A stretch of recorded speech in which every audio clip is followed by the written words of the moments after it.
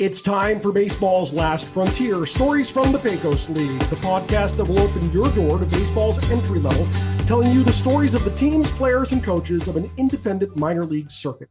I'm your host, Bruce McClure, and I have the pleasure of introducing to you my friend, partner, and co-host, Evan Katz. Evan, how are you? Bruce, good morning. It's nice to connect again. I'm here at Swampscott, Massachusetts, on the Atlantic Ocean, far from Roswell, where I started the season, but I'm really glad we're able to continue the podcast. We've had some great guests the last couple of weeks. North Platte 80s manager Todd Everleth, George and Patty Swenson, the host family in Roswell, where I stayed, who's been a host family for many years. And this week, we're going to be getting a player's perspective. I had the opportunity this winter as I was recruiting. There was a fellow that I played with last year, Carlo Francisco, who played on Austin last year, and I had hoped to recruit him. He was injured, and during April, he said he had a friend who was a former Division I, Division II college player, a little older than some of the Pecos League players, about 28 years old, Jerry Liang, and he recommended Jerry to me. I conferred with Garrett Toddy, the manager in Roswell, and we invited Jerry to training camp, and he made the team. So I want to say hello to Jerry. And Jerry, tell us where you are right now and how things are going with the North Platte 80s. Hey, Evan. Hey, Bruce. Good morning to you guys. Everything's been pretty good out here in North Platte. We're currently on the road. We're out here in Blackwell, Oklahoma. Kind of a rough start for day one. We got rained out. But overall, North Platte is real good. Good vibes. The team is lots of talent on the team. You know, we got a great group of guys. Play decent baseball for about 7 to 8 innings, and then tend to fall apart, and we'll lose the games late. But once again, you know, we've got the potential. We've got talent. We just need to be able to close out some more ball games. Well, let me, I probably should jump back. You know, I mentioned Jerry was with the North Platte 80s, but I really should explain how he got there. Jerry earned a spot in Roswell in training camp. In fact, I remember during batting practice, I'm in the outfield talking to pitchers and shagging a little bit. And Jerry's a switch hitter, and I watched him the first couple of days, and I said, you know, because I recruited him, and I'm not sure about his swing, but that as the week went on, the ball really started jumping off Jerry's bat, both from the right side and the left side. And he made the team in Roswell, started out, and I had the pleasure of watching him get his first professional hit. But unfortunately, what happened was Roswell was targeted to bring on some players from the Mexican League. The commissioner's trying to form a partnership, and several players showed up from the Mexican League a little bit late. And we had a roster problem, and unfortunately, Jerry was released. And maybe, Jerry, you can talk about how you ended up going from Roswell to North Platte, because it wasn't a seamless trip. I think there was a delay in there, wasn't there? Yeah, there was a slight delay, I suppose you can say. Roswell, I guess, is kind of a small town, and the airport's not so big, and you know, not many flights are going out of there, so I kind of had to find like a connected flight. I had to fly into Fort Worth, and then I flew into Denver, and some of my teammates over in North Platte actually picked me up from there. But yeah, there was a slight little delay for me getting out of Roswell to North Platte. After getting released, I waited around for a few days, and I reached out to a few guys just to see what, you know, opportunities can come across the table, or, you know, if anyone was willing to pick me up. And, you know, I think a few days later is when you actually gave me the connection to North Platte. It was actually through another player. And, you know, really grateful that one of my teammates was willing to help me out to get another opportunity. So I reached out to Todd, and Todd was willing to take me in. and I found my way out here. Jerry, I've got a question. Right, Nick. We've talked about you being released very quickly here as we get started. How does that feel to a player such as you when you're released, and what happens in your head and then in real life? I mean, what's the series of events, for lack of a better term, that, from the time you're told, hey, we're going to let you go, to getting a new team? What's that ride like?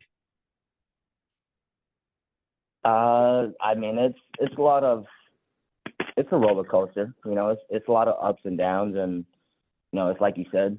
I had gotten my first pro hit, and later that night I got released. So, as you can see, there's lots of emotions going on through it, and it's not an easy ride. But once again, it's a grind, and baseball is one of those games where it's more mental.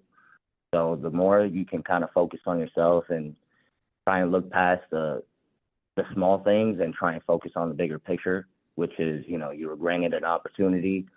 There's more opportunities out there, and as long as you can stay focused on the bigger picture, you'll find that, you'll end up in a good spot.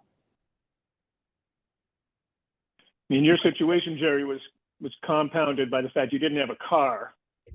So you couldn't, even if you were offered a position in North Platte, you were plane reliant. And so it's good you were able to do it. I just want to, before we jump to North Platte, I want to just, share the coach's perspective. Do you remember that first professional hit against Austin in that victory?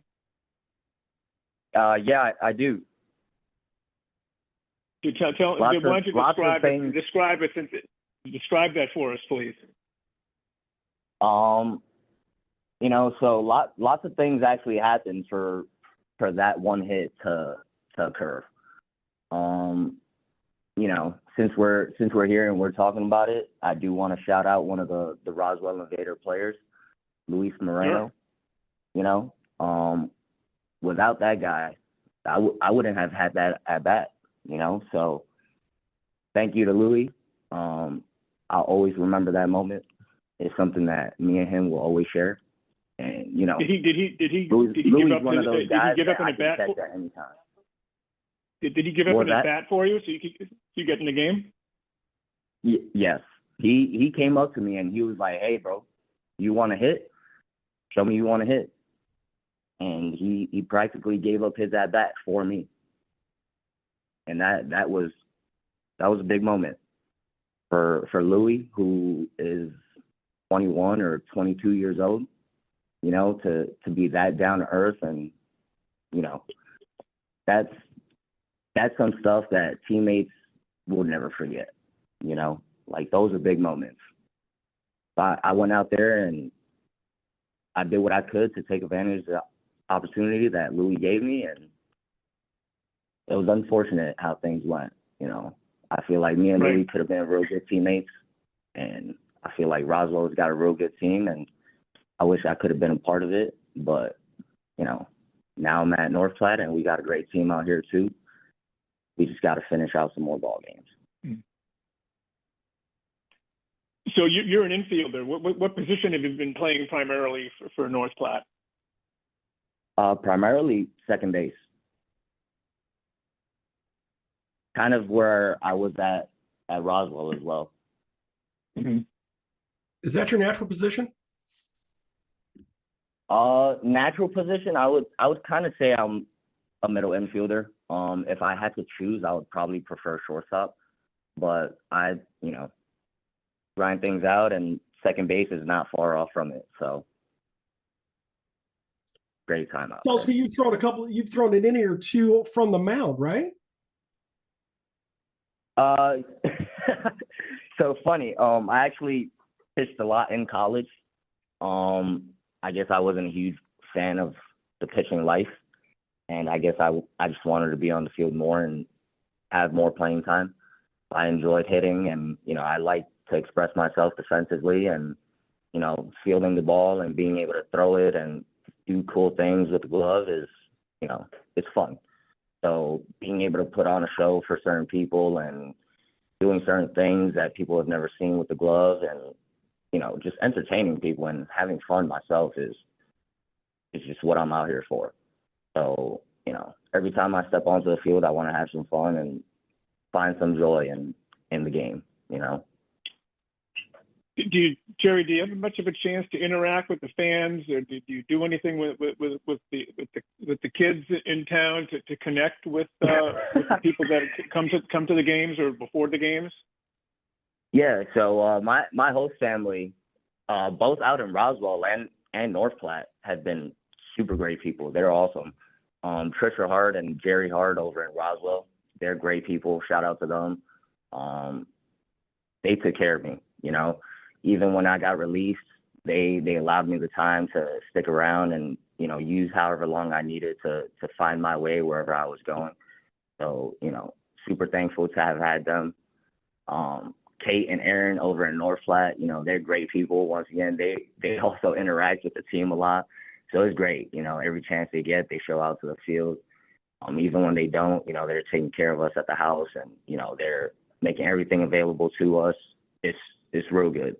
And then, yeah, the fans who do come out to the field, they're great. And there's lots of kids who come out, they're chasing foul balls and, they're asking for broken bats or any baseballs. And after the game, they're asking for autographs and stuff like that. So it's amazing. It's real cool.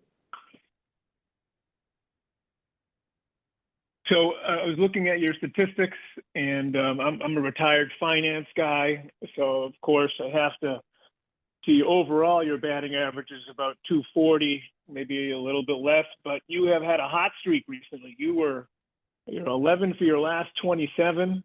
And I'm just going to give a shout out to baseball history, Jerry. You've got 3 home runs, and which is, I think, you're tied for the team lead. In 1959, one of the guys that hit 3 home runs for the North Platte Indians in the old Nebraska State League is Duke Sims, who had a 12-year major league career as a catcher, primarily with the Indians. You have hit as many home runs for the North Platte 80s in 2024 as former major leaguer Duke Sims hit in 1959. That is an interesting fact to know. And to let you know, Jerry, that's a pretty cool thing because Duke Sims wasn't a bad catcher, man. Let me tell you. Hey, I'll take it. That's awesome. So just give us a little bit of insight. I mean, it looks like you had a slow start at the plate. What happened, in the last week or 10 days, or you really started seeing the ball better? And what is it like, getting used to a new team, new lineup? You're playing different teams, and what was it that got you on track? Yeah, it was a bit of a slow start. Kind of some struggles seeing the ball. Wasn't swinging at very good pitches and just kind of in my own head. And then I, slowly made the adjustment, just staying in the cage, stay swinging, getting my work in, and, just slowly building that confidence back up and getting back to where I want to be. And it's like you said, just recently just been seeing the ball a little better, picking better pitches to swing at, focusing a little more on my contact opposed to trying to just demolish balls. And just trying to stay within myself and trusting my team. Once again, we've got a great lineup here, and guys who are behind me can definitely back me up and swing it. So all I got to do is focus on getting on base, or if I happen to run into one, then it helps the team. So at the moment, I just feel like I'm seeing the ball real well. I feel like other guys are also barreling balls, but they're unfortunately just not falling into the gaps. Once again, I tell these guys, keep barreling balls and they're going to find the holes. So it's not just me who's seeing the ball better. Overall, as a team, we are, but unfortunately, the results just aren't showing for it.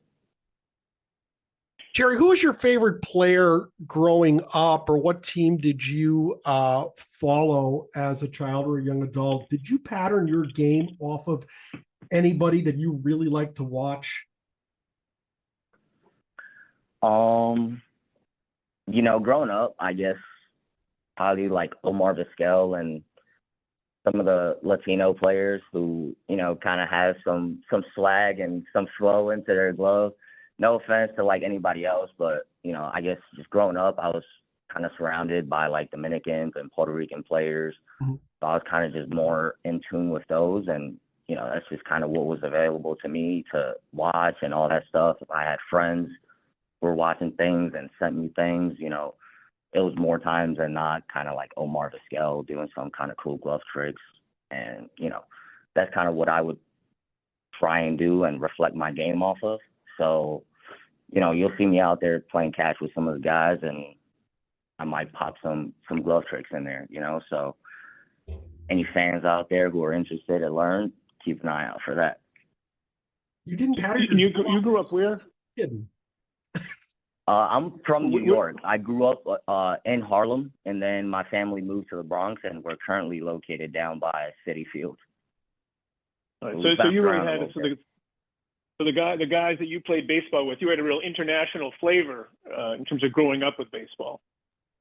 Yeah, I mean, if you've ever been to New York, you know New York is a real diverse place. So Yeah. I've played with guys from all over. I've played with lots of Hispanic players and lots of people from just all over. So it's been a real fun career. Can you talk a little bit about the different towns you've been to? In the North Platte, and the schedules aren't always even, and I think North Platte has more road games than home games, and I know a lot of the home games aren't until the end of the year, the way the schedule is. Can you talk a little bit about what it's like to be on the road, the driving, the accommodations, and then you're trying to find your hitting game, and you had a lot of road games. Just talk a little bit about playing on the road and staying in rhythm and staying focused. So in terms of being on the road, the accommodations, like the hotels and stuff like that, like where we're staying, is actually pretty nice. I feel like it could definitely be worse. Based off of what I've seen, when we went to Garden City, we had a real nice hotel. The one we're currently staying in at Blackwell, Oklahoma, is pretty nice in my opinion. We've got a breakfast from 6 to 9. We've got a pool. We've got like a mini fitness center. So I feel like everything's kind of taken care of here in terms of like the accommodations for where we stay. In terms of like lunch and dinner, we've kind of got to take care of ourselves. So, you know, it's a little tougher on the dinner part, because once we're done with the game, it's a little tough to find things that are open. For guys who like to eat healthy, you know, it's definitely tough because the menu's limited. You know, more times than not, you're hitting up some type of fast food. So it's definitely tough. You know, you got to kind of get your own groceries if you're on the road, try and save some money, especially if you're eating healthy. You know, like late night, there's nothing really open or available, so you got to kind of stay up and make your own little snack or salad. You know, so things can be tough on the road. When we're leaving North Platte, or you know, when we're heading back, we're all just carpooling on our own, and gas is, you know, just split amongst the guys who you're riding with. So those things are kind of tough, but that's where, you know, it's a grind.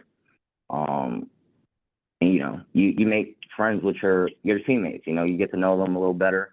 You see what kind of music they like, and you get to know these guys. You know, like you see what kind of characters they are, and it's funny. It's real funny getting to know these guys. You know, like it's fun.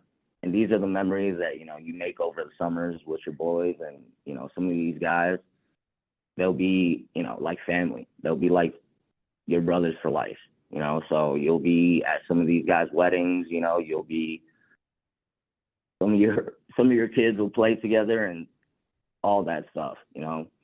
So there's a lot of things that come with baseball, you know, not just the memories on the field. You know, you make connections off the field, and you really get to know some of these guys. Can you tell us about some of the connections that you've made off the field with some of your players, maybe some of the stories that you've had from the road that you can share that are funny or fun or what have you? I've always said that baseball people are the best people, and Jerry's echoing that statement now by his discussion of those guys that you hang on to when you're on the road. Give us what sort of stories do you have that you can relate to our listeners that are funny or fun, or some connections that you've made so far? So I guess there's been lots of different funny moments. Kind of some little heckling here and there. So Todd loves to kind of get involved with the game and, feel like he's helping the team, and, he's really into it. So he argues calls whenever he, feels like the umpire's not going in our favor or not being, even for both sides. And so there was a game at Garden City where Todd gets tossed, and we've got a guy, we call him Big Country, but Kobe, if you know him, he's the furthest thing from country. But he's like 6'8", he's a big guy, so, we call him Big Country. The name stuck. So Big Country is out there, he's losing it. And, the fans are heckling him, and, Todd just gets tossed and everything's going crazy. These guys are, that love-hate relationship with Big Country. And Big Country is enjoying it. We're all just, laughing at all the things these guys are saying and spewing at him. And he's having a great time. He's enjoying himself, even though our coasters got tossed. And, it ended up being a real close game. Some of the guys, we battled back, and it ended up being a 10-8 ball game, I think at one point, we were down maybe 10-3 or something like that, 10-4.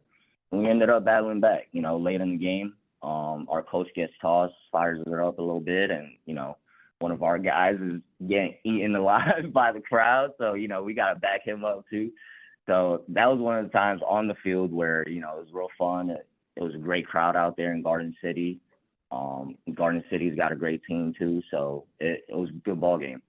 It was real fun out there too. So those are one of the games that, we'll remember, and we'll go back and we'll talk about. I'm sure Big Country will remember it. It's one of the games that, he goes out there, he does well, and the fans are, chewing him out. But at the end, they're coming up to him like, hey, good game, and, you're a good ball player, stuff like that. So things like that are real cool, and we get to experience those things. And, we'll talk about them on bus rides or, car rides back, and we'll reflect on those things like after the season. Just off the field, when we're sitting at the restaurants and we're just shooting it, we're talking and we're reflecting on games, and we're talking about some bad calls or, some wild plays. Like those are funny moments. Some funny things are said around the table. If you're a baseball player and you've been there, you've done it, some funny things, and some of your teammates are real characters. So it's a lot. I think it's important to mention. It's important to mention here. You listen to Jerry talking about the season and his teammates, his coach. The North Platte 80s record is 4-23, and this does not sound like a 4-23 team. And I think it's a real tribute to the kinds of players that Jerry's working with and the coach, because a 4-23 season. I mean, I think from following the 80s, a lot of the games have been close, as you mentioned, Jerry. But I think it's very telling that Jerry can be talking about this season in such a positive way, even though the team is not doing that well with its record. That's a very good point. Yeah, it's like I said before, you got to kind of find like the joy and have some fun, even though you're losing. Once again, you're out there, you're getting the chance to play baseball. You get to meet some real good guys, and you get to play against some real talent. So once again, you could be working a 9-to-5 job instead of being out here and getting the chance to travel around and play baseball, meeting some new teammates. So it's, as much as it sucks to lose, because we all want to win. Like everybody loves winning. It feels good to win. Everybody's a little happier when you win, but at the end of the day, you're playing baseball. You're out here for the love of the game. You're grinding it out. You're meeting some good guys, and you're traveling around, making memories. So once again, it's one of those things where some guys will take it for granted, but when they get a little older, they're like, those were some good times. What's been the reaction there from the for a minute, fans? Jerry. I'm sorry. Oh, sorry. No, go ahead. Go ahead. I'm sorry. I stepped on everybody for a second. I'm anxious to ask this question. Where does a head coach go when he gets tossed in this league? Does he go back to his car? I don't know if I'm supposed to say this or not, but Todd kind of hangs around. I think there's been now 2 separate occasions, I believe, when I was here that Todd has been tossed. Garden City, he was kind of just like around the corner, I think, like hanging behind the bleachers, just so, in case we ran into any situation, he'd be able to relay some messages just so we get like the tip or, we don't lose the track that we're following. And I believe there was another situation over in Trinidad when I got tossed, and he was literally just hanging up there in the bleachers. And it was kind of funny, he just became a spectator to the game, and he was just watching the game and finished out the last 2 innings. And it was kind of funny just seeing him sitting up there, and the umpire didn't say anything to him, So I guess when you get tossed, you kind of have some free reign to just go wherever you want. You can hang in the bleachers, or you could leave the stadium, go to the cars, or like I'm not too sure about those rules. Yeah, this is the Pecos League, not the major leagues. And so actually, I'm going to jump back, Jerry, because I do want to share something about your first professional hit that I remember, which tells you the difference in the Pecos League. As I remember, you got your hit. I believe it was a single to left field. Am I correct? Was it a base hit to left? Yes, it was kind of ground ball past the shortstop side of. Right. Yeah. Right. Well. So in the Pecos League, again, not like MLB. We don't have an authenticator at the game, and we don't throw baseballs out because we've got a limited budget. And I believe Jerry's first major league hit, that ball stayed in the game, and I don't remember what happened exactly. It might have been we might have been back out on the field, and Jerry was on the bench, and I said, "Oh man, Jerry, he just got his first professional hit. We never got the baseball." So I went over to the bucket, and I went over and got a ball for Jerry, and I said, "Jerry, here's a ball from the game where you got your first professional hit, because I don't know where that other baseball is." Yeah, I do remember that. I appreciated that moment. Yeah, well, I just figured we had to do something to recognize it, and it was the kind of thing that it got lost. There were so many things going on. It was the Invaders' first victory and all that, but I just thought somehow we needed to commemorate that moment, so that came to mind at that particular time.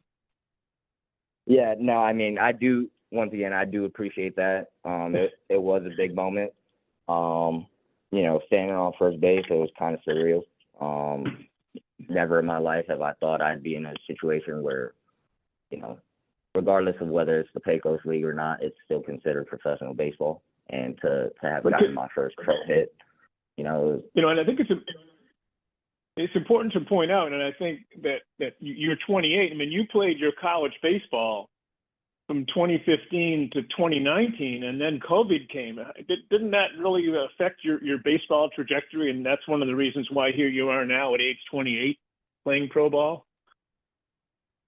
I would say yes. The COVID kind of did come between some things, but once again, other people were hit with the same situation, and other guys, continued to grind it out, and they stuck with what they were doing.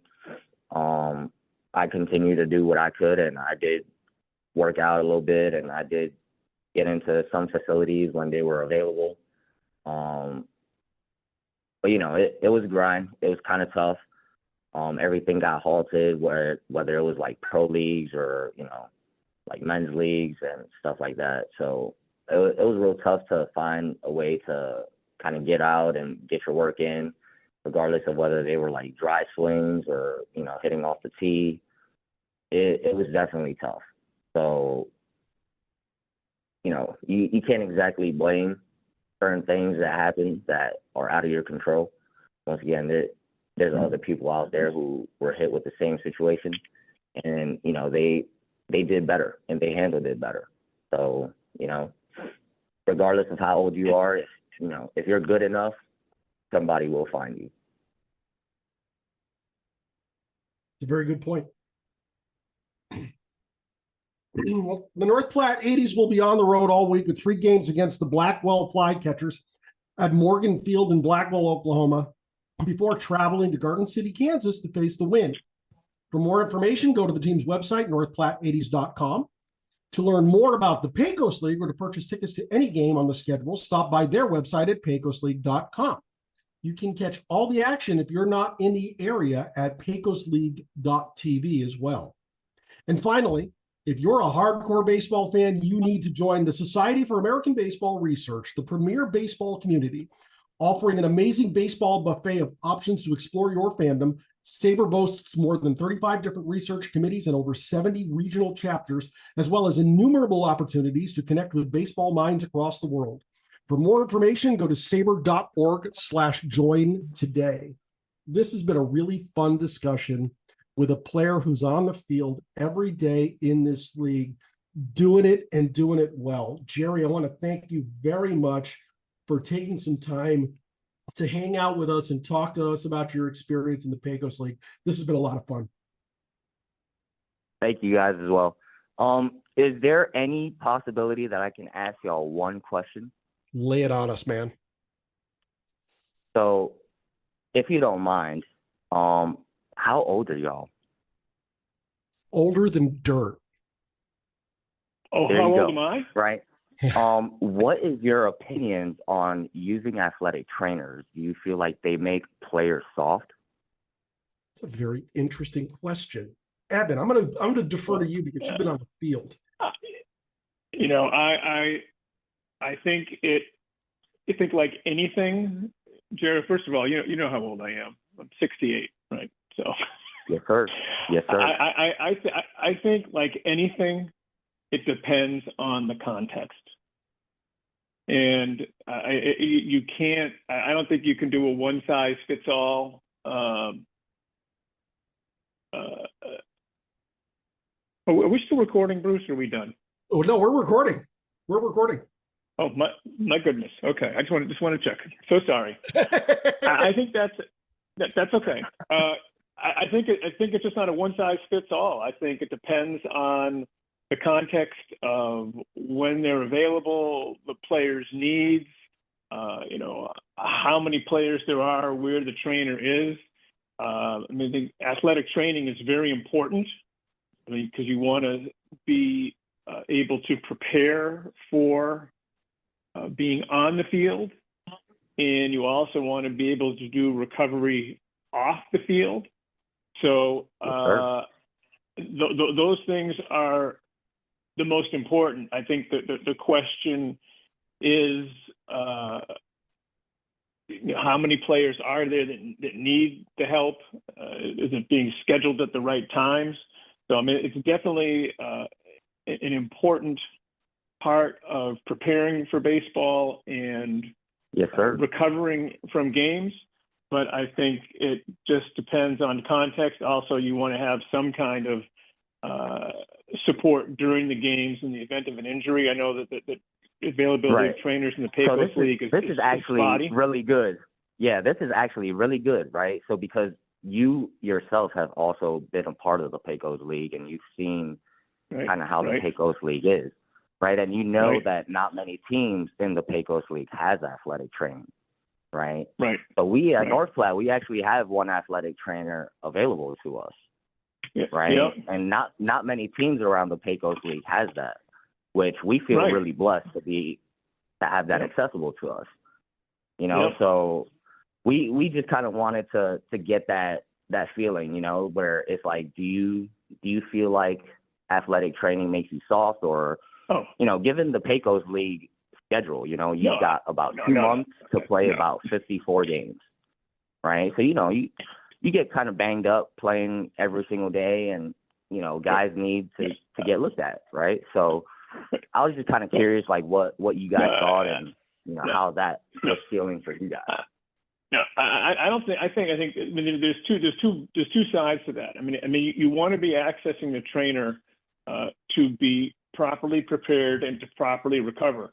But on the flip side, when you're playing every day, you have to be able to tolerate a certain amount of fatigue and a certain amount of discomfort. And I think that, I've been a pitching coach, and I talk to pitchers. How does your arm feel? And it's a question of, are you a little sore or are you uncomfortable?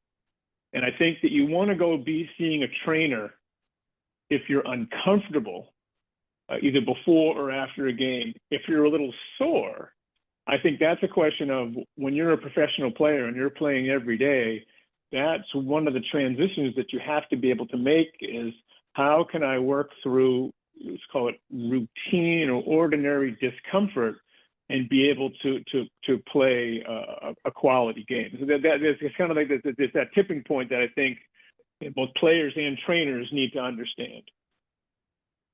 Yes, sir. That's a very interesting. That was a great answer. That was real good. Thank you for your explanation. Thank you. I appreciate that. Thank you for taking the time to answer. Go ahead, guys. It's a good question. We got bonus time here on the podcast. We're in extra innings here. This is great. I'm a 56-year-old failed athlete who's a content creator.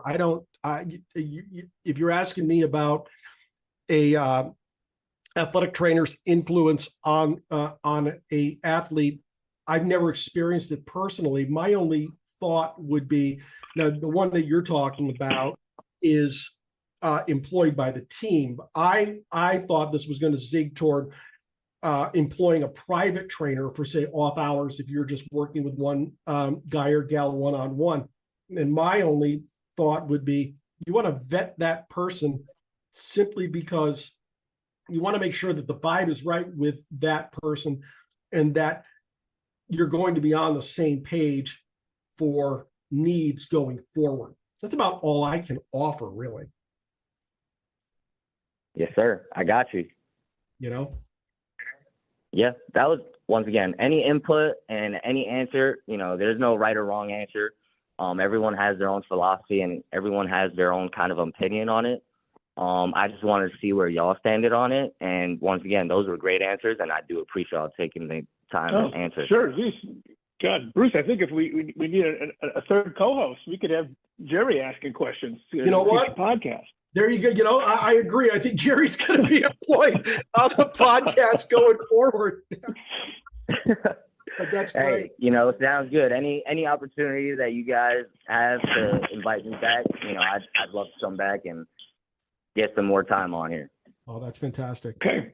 That's fantastic. Well, let's get everybody out of here this afternoon. We're going to see everybody next time. But for Evan and Jerry, I want to thank everybody for listening today, and we'll see you down the road.